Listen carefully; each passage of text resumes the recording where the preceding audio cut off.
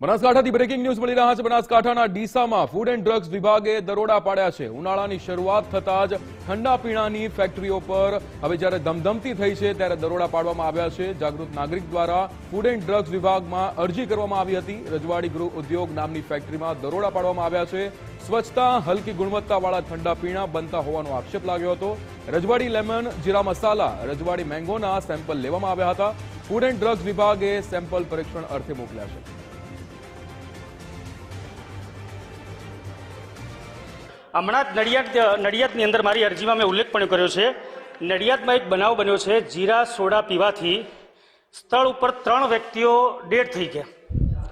તો મારું એટલું કહેવું છે કે અત્યારે આ નવી ફેક્ટરીઓ છે કાયદા વિરુદ્ધ, એ લોકો કોઈ પણ મટીરિયલ નિયમ પ્રમાણે ઉપયોગ નથી કરતા અને આડેધડ ફેક્ટરીઓ ખોલી અને પોતે કમાવાની લાલચમાં નાના બાળકોના સ્વાસ્થ્ય સાથે ખિલવાડ થાય છે। અને આ બધી પ્રોડક્ટ સૌથી વધારે તાલુકાની અંદર, ગામડાની અંદર આપવામાં આવે છે, કેમ કે ગામડાની જે પ્રજા છે એ લોકો ભૂલી જાય છે કે આ વસ્તુ રાઈટ છે કે રોંગ છે।